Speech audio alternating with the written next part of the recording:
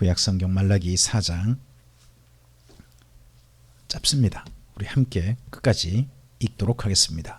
만군의 여호와가 이르노라. 보라, 용광로 불같은 날이 이르리니 교만한 자와 악을 행하는 자는 다 지푸라기 같을 것이라. 그 이르는 날에 그들을 살라 그 뿌리와 가지를 남기지 아니할 것이로되 내 이름을 경외하는 너희에게는 공의로운 해가 떠올라서 치료하는 광선을 비추리니 너희가 나가서 외양간에서 나온 송아지같이 뛰리라. 또 너희가 악인을 밟을 것이니 그들이 내가 정한 날에 너희 발바닥 밑에 재와 같으리라. 만군의 여호와의 말이니라. 너희는 내가 호렙에서 온 이스라엘을 위하여 내 종 모세에게 명령한 법 곧 율례와 법도를 기억하라. 보라, 여호와의 크고 두려운 날이 이르기 전에 내가 선지자 엘리야를 너희에게 보내리니 그가 아버지의 마음을 자녀에게로 돌이키게 하고 자녀들의 마음을 그들의 아버지에게로 돌이키게 하리라. 돌이키지 아니하면 두렵건대 내가 와서 저주로 그 땅을 칠까 하노라 하시니라. 아멘.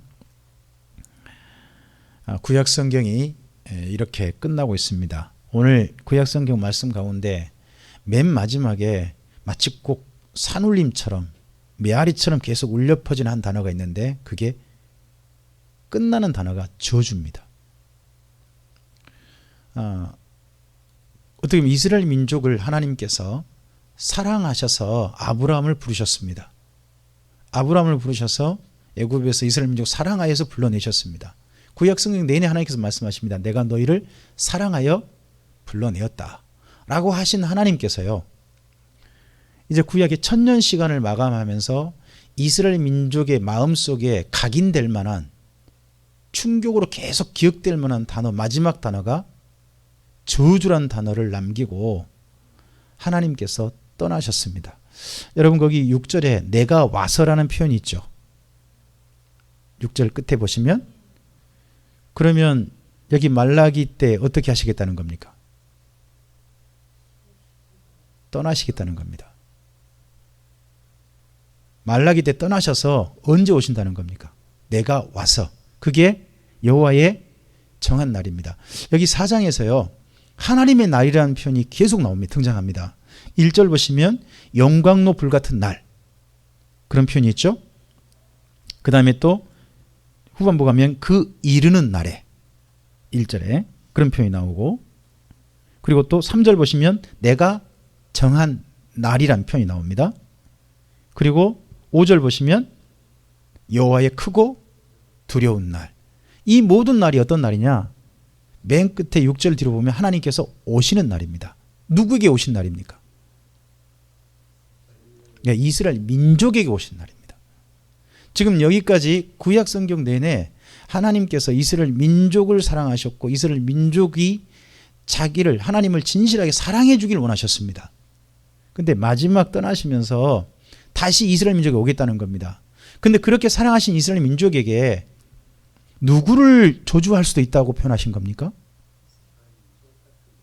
이스라엘 민족인 겁니다. 이걸 우리가 좀 기억을 해봐야 됩니다. 우리는 하나님께서 사랑하시면 그 사람은 반드시 구원받을 것이다. 반드시 하나님의 사랑을 받고 은혜를 입고 할 것이다. 물론 하나님이 사랑하신 것 자체가 은혜죠. 근데 맨 끝의 결과가 다 좋을 거다라는 우리는 그런 어떤 이야기들을 많이 들은 것 같습니다. 그런데요, 하나님께서 1000년을 사랑하셨지만 이스라엘 민족에게 마지막 남겨놓은 단어는 저주라는 겁니다. 자, 오실 때요 이스라엘 민족 중에 두 종류의 사람으로 나뉘게 됩니다. 1절 보시면 교만한 자와 악을 행하는 자가 있죠. 그리고 또 2절에 어떤 사람이 있습니까? 내 이름을 경외하는 너희란 두 종류로 나뉘게 됩니다. 이스라엘 민족에게 올 텐데 이스라엘 민족이라고 해서 하나님을 다 사랑하는 건 아니라는 걸 하나님도 인정하시는 겁니다. 그럼 다르게 말해볼까요? 아예 교회 밖에 사람 두고요, 교회 안에 있는 사람들이 전부 다 하나님께 모든 선물을 받을, 하나님께 완전한 구원을 받을 사람이라고는 저는 할 수 없다고 생각합니다. 이스라엘 민족 중에도 어떤 사람이 있다는 겁니까? 교만한 자와 악을 행하는 자가 있고, 이스라엘 민족 중에 2절에 어떤 사람이 있다는 겁니까? 내 이름을 경외하는 너희라는 사람이 있는 겁니다. 여기 지금 말라기 끝에 보면 한결같습니다. 내 이름을 경외한다. 내 이름을 경외한다는 말은 하나님께서 정말 원하셨던 사람이죠. 하나님을 경외한다는 말은 너무 좀 고급진 표현이고, 우리 쉬운 평상적인 언어로 쓴다면 사랑하는 자. 하나님께서 1000년 동안 사랑하시면서 뭘 기대하시는 겁니까? 하나님을 진실하게 사랑해 주기를 기대하신 겁니다. 우리는 하나님께서 뭘 기대하신다고 생각합니까? 우리가 구원받기 위해서. 구원받으려면 내가 뭐가 있어야 한다고 생각합니까?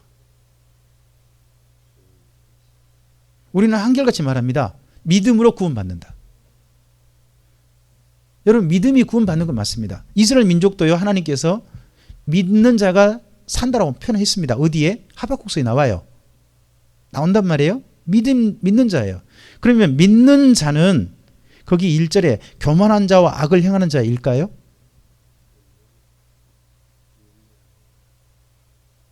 진실하게 믿는 자는 2절에 하나님을 경외하는 자가 아닐까요?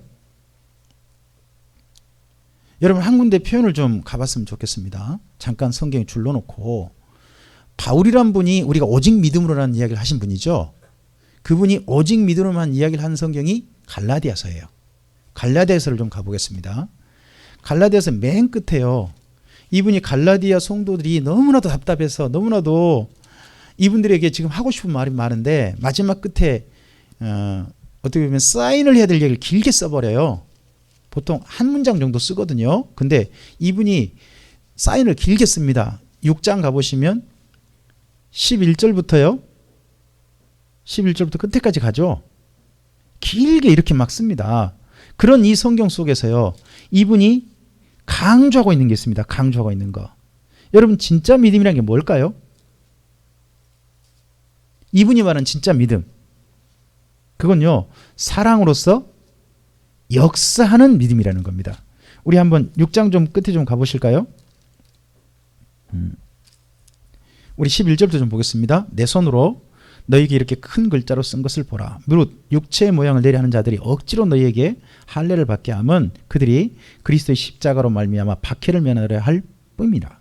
할례를 받는 그들이라도 스스로 율법을 지키지 아니하고 너희에게 할례를 받게 하려는 것은 그들이 너희 육체로 자랑하려 함이라. 그러나 내게는 우리 주 예수 그리스도의 십자가 외에 결코 자랑할 것이 없으니 그리스도로 말미암아 세상이 나를 대하여 십자가에 못 박히고 내가 또한 세상에 대하여 그러하니라. 할례나 무할례가 아무것도 아니로되 오직 새로 지으심을 받는 것만이 중요하니 하니라. 무릇 이 규례를 뭐하는 자? 행하는 자에게와 하나님의 이스라엘에게 평강과 긍휼이 있을지어다. 두 종류 사람을 나누죠. 두 종류로 나누는 이유는 여기 이 규례를 행하는 자란 이방인을 가리켜요. 예수 믿는 이방인, 그리고 또 예수님을 진실하게 믿는 유대인을 뭐라고 부르는 거예요? 하나님의 이스라엘. 두 종류를 이야기하는 거예요. 자, 두 종류 얘기하면서 마지막에 이렇게 말씀하신 분이 여기 5장부터 6장 맨 끝에 한결같이 이야기하는 게 있어요. 그게 뭐냐? 성령을 따라 행하라는 거예요. 그 성령을 따라 행하는 것이 바로 사랑하는 거거든요. 그런 내용들로 정리해 볼 수 있습니다. 자, 제가 본래 보고자 했던 말씀은 지금 생각이 좀 안 나서요. 나중에 제가 좀 찾아서 좀 말씀드리겠습니다. 5장 6절입니까? 네, 그러네요. 거기 2절부터 보신다면 보라, 나 바울은 너희에게 말하노니 너희가 만일 할례를 받으면 그리스도께서 너희에게 아무 유익이. 여기 할례를 어릴 때부터 받는 사람들은 유대인인 거고요. 나중에 할례 받는 사람은 이방인이에요. 할례파에 꼬임이 넘어가 할례 받는 사람들은 유익이 없다는 거죠. 그 다시 할례 받은 아마 갈라디아 사람 있는 것 같은데 3절, 내가 할례 받은 각 사람에게 다시 증언하노니 그는 율법 전체를 행할. 왜요? 이방인, 너는 더 이상 이방인이 아니다. 너 이제 유대인이 돼서 유대인답게 살아야 된다 하는 이야기를 하는 겁니다. 계속요. 율법 안에서 의롭다 함을 얻으려 하는 너희는 그리스도에게서 끊어지고 은혜에게서 떨어진 자로다. 여기 율법 안에서 의롭다 함을 얻으려 하는 너희라는 사람은 유대인을 가리킨 편이 아니에요. 할례 받은 여기 갈라디아 사람들 가리킨 편이에요. 계속요. 우리가 성령을 따라 성령으로 믿음을 따라 의의 소망을 기다리노니 그리스도 예수 안에서는요 할례나 무할례나 효력이 없다는, 그러니까 할례 받으나 안 받으나 똑같이 죄인이라는 거예요. 그걸로 가지고 구원받거나 하는 거 아니라는 거죠. 그 다음 뭐만 필요하다고요? 사랑으로서 역사하는 뭐가 믿음이라는 거죠? 진짜 믿음? 역사한단 말이 행한단 말이에요. 그러면 믿음이 있다면 반드시 뭐가 따라온다는 거죠? 사랑으로 실천한 삶이 나온다는 거예요. 그러면 그 생각을 가지고 다시 말라기로 가보세요. 말라기 끝에. 그럼 보여요. 맨 끝에 4장 1절에 교만한 자와 악을 행하는 자를 여기 말라기서의 내용으로 정리를 해보세요. 어떤 사람이 이 사람은? 한마디로 하나님을 사랑하지 않는 자예요. 하나님을 사랑하지 않으니까 그의 삶에 뭐가 나타나요? 교만과 악을 행한다는 거죠. 그러니까 어떻게 보면 우리의 삶이요, 내가 진짜 하나님을 사랑하는지 안 하는지가 증명된다는 거예요. 믿음이란 건요, 믿음인 것 결국은 마지막에 우리에게 진짜 믿음이 있는지 없는지를 진짜 분별하실 분은 누구실까요? 저는 우리 하나님이시라고 믿습니다. 근데요, 이 땅에 살면서 우리 스스로 우리가 가지고 있는 믿음이 진짜 믿음인지 가짜 믿음인지 분별할 수 있는 기본적인 걸 주신 거예요. 그게 뭐냐? 사랑으로 실천하고 있냐는 거예요. 이건 구약의 신약이랑 똑같거든요. 그러면 사랑으로 사는 사람을 거기 2절에 뭐라고 그러는 거죠? 내 이름을 경외한다. 하나님을 진짜 사랑하는 자라고 이야기했어요. 자, 그러면 하나님을 사랑하도록 하기 위해서 이스라엘 민족에게 주신 선물이 뭐예요? 4절에. 하나님을 사랑하라고. 하나님을 진실하게 사랑하기를 원해서 하나님께서 온 이스라엘에게 주신 선물. 어디에서? 호렙에서. 누구를 통해? 모세를 통해 주신. 그럼 이게 뭐죠? 율법이에요. 그럼 율법은 뭐예요? 하나님을 진실하게 사랑하는 삶을 위해 주신 거예요. 근데 이스라엘 민족이 나중에 오해를 해요. 예수님 때 오면요, 어떻게 말하냐? 율법을 실천해야 뭐가 있다고 말을 하냐? 구원이 있다고 하는 거예요. 율법을 실천하면 이 땅에서 하나님을 진실하게 실천하면 진실하게 사랑하고요, 이 땅에서 평안하고 그리고 하나님의 제사장이 되어져서 선교적 삶을 살 수 있게 돼요. 그게 진짜 율법의 목적이거든요. 근데 예수님 때 오니까 유대인들이 뭐라고 하느냐? 할례를 받아야 구원이 있다고 이야기하는 거예요. 율법을 지켜 구원이 있다고 하는 거예요. 그런 이야기에 영향받은 사람들이 할례파예요. 할례파예요. 이건 주객이 전도된 거예요. 구원 받은 자는 그 다음 삶의 반응이 뭐가 당연히 나타난다는 거죠? 율법을 지키는 삶으로 살게 된다는 거예요. 근데 이게 주객을 전도하는 이야기를 나중에 하게 되는 거거든요. 전혀 다른 이야기를. 율법은 본래 하나님께 구원받은 자들이 하나님을 사랑하라고 주신 선물이란 거예요. 그러니까 여러분이 율법을 가지고 마지막으로 사역할 분이 등장해요. 구약의 마지막 선지자는요, 두 분이 있어요. 구약 성경을 마지막으로 쓰신 분은 말라기입니다. 그러나 구약 성경을 가지고 마지막으로 사역한 분은 세례요한이 됩니다. 세례요한. 그래서 거기 5절에 보시면 내가 선지자 엘리야를 너희에게 보낸다 그러죠. 무슨 날이 이르기 전에? 여호와의 크고 두려운 날이 이르기 전에. 그래서 세례요한은요, 이스라엘 민족에게 뭐를 선포했습니까? 회개하라 하면서 어떤 날을 선포했어? 무슨 날? 도끼가 나무 뿌리에 놓였다. 내 뒤에 오신 분이 오시면 어떻게 해버릴 것이다? 다 찍어서 불태울 거다라는 이야기를 해요. 그게 여기 지금 말라기 4장 이야기예요. 4장에서 지금 계속 하는 이야기가 뭐죠? 거기 1절에 불태워버린 날이잖아요. 불태우는 날이잖아요. 그래서 세례요한은요, 자기 다음에 예수님이 오시고 그러면 곧 어떤 날이 올 걸로 생각했을까요? 네. 그때 이미 종말이 올 걸로 생각한 거예요. 그래서 예수님이 오시면 세상이 경외하는 자와 경외하지 않는 자로 결국 나뉘게 될 것이다 하는 걸 이야기한 거였거든요. 그런데 그때 하나님을 진실하게 사랑한다고 하는 증거가 뭘까요? 율법을 듣고 율법을 실천한 사람들 속에서 하나님을 사랑하는 가장 기본적인 증거가 6절이에요. 율법에서 하나님을 사랑한다는 것은 뭐 제사라고 표현되겠잖아요. 근데 우리 삶 속에서요. 삶 속에서 진짜 사랑으로 사는 삶의 가장 큰 증거가 뭘까요? 부모 자식 간의 관계가 회복되는 거예요. 아버지의 마음을 누구에게로? 자녀에게로. 자녀의 마음을 아버지에게로. 저는 그러므로 기독교는 사랑을 실천하려고 하잖아요.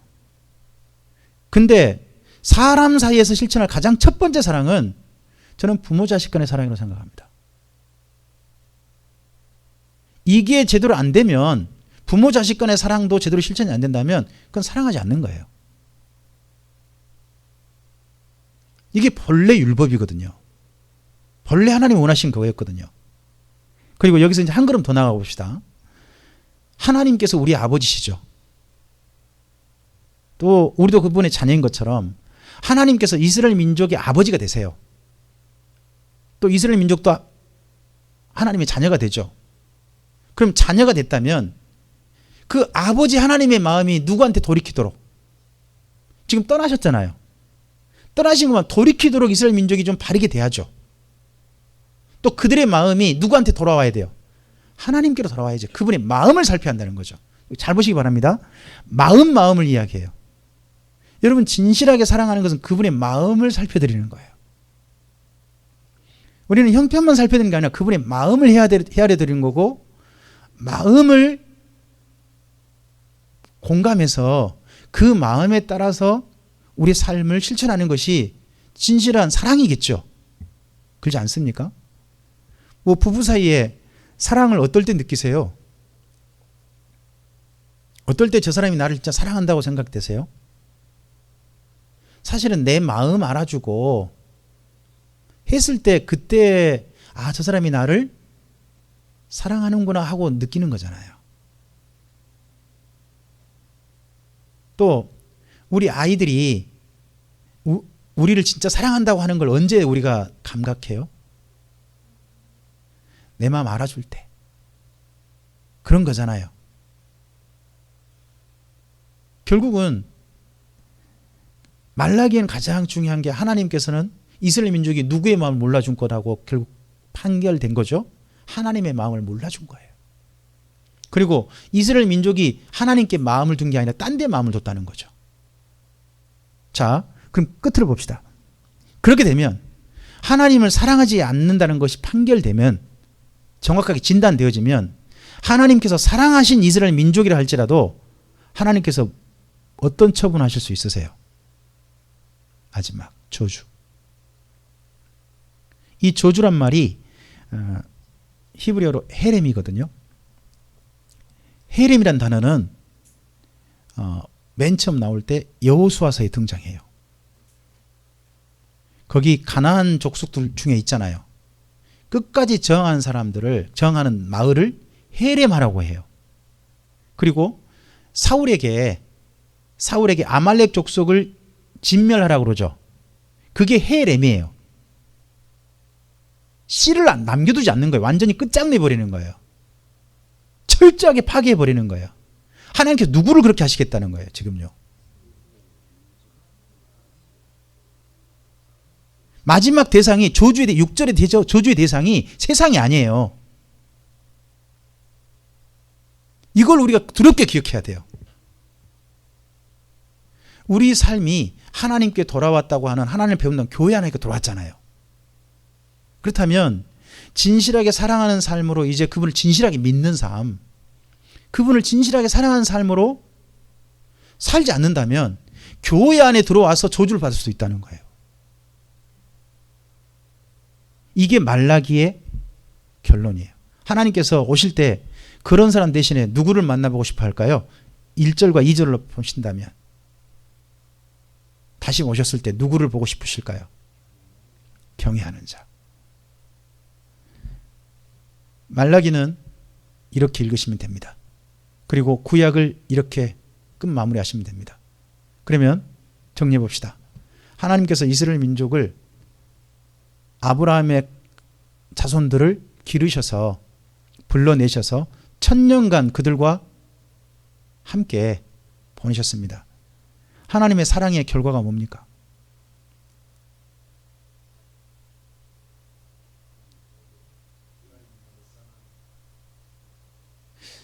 이게 성공입니까? 실패입니까? 이걸 성공했다고 말하기엔 도저히 말할 수 없는 그런 걸로 끝장나고 맙니다. 구약 성경 내내 그래서 한 가지 보인 게 있습니다. 하나님께서 모든 걸 다 하시는 전능하신 하나님이잖아요. 그렇죠? 근데 전능하신 하나님께서요, 사랑받는 것은 그 전능과 별개인 거예요. 우리를 억지로 해가지고 사랑받는 거 하나님 전혀 원치 않으시는 거예요. 자원해서, 이스라엘 민족이 자원해서 사랑해 주길 원하셨어요. 근데 보니까 하나님도 어려우신 거예요.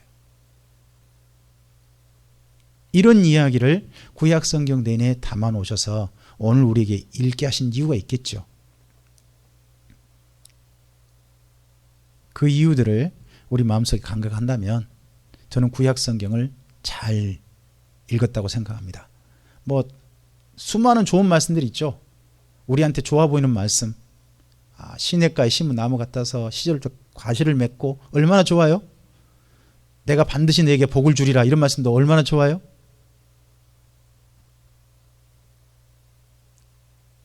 그런데 저는 구약 성경을 말씀을 전체를 다 잊어먹으셔도 한 가지만 이해한다면 전 잘 읽은 거로 생각해요. 내가 하나님을 진실하게 사랑해야 하는구나. 하나님께서 내게 기대하시는 것이란 진실한 사랑인 거구나 하는 것을 이해했다면 저는 구약 성경은 잘 읽은 거라고 생각합니다. 그런 마음을 가지고 우리 신약의 이야기로 다음 시간에 이어져 가도록 하겠습니다. 기도하겠습니다. 주님 감사합니다. 함께 여기까지 구약의 말씀을 살폈습니다. 수요예배를 마태복음으로 시작해서 그리고 여기까지 해서 성경 전체를 우리가 함께 살폈습니다. 하나님께서 구약을 마무리하시면서 하나님께도 쉽지 않은 것, 그렇게 소원하셨는데 1000년간이나 소원하셨는데 결국 하나님의 원대로 다 되지 않고 잠시 떠나시는 하나님, 그 하나님을 말라기 끝에서 보게 됩니다. 이스라엘 민족을 떠나시는 하나님의 뒷모습이 우리에게 보이게 하옵소서. 사랑을 그렇게 기대하셨으나 끝내 진실하게 사랑하는 이스라엘 민족을 만나지 못해서 잠시 떠나시는 하나님의 그림자를 우리들이 볼 수 있게 해주셔서 그분의 손을 한 번이라도 진실하게 사랑하는 마음으로 잡아드릴 수 있는 우리들이 되게 하옵소서. 우리의 삶을 예수님 안에서 새로운 인생으로 이뤄주신 그런 하나님께 감사하고 그 인생의 기회 때 무엇을 기대하시는지를 이해할 수 있게 하신 하나님께 감사하고 이제 삶으로 나아가오니 우리의 삶의 자리에서 하나님께서 내가 원한 게 아니라 하나님께서 소원하신 그 일이 우리 인생 가운데서 우리의 삶 속에서 이루어지는 내일을 만날 수 있게 해 주시옵소서.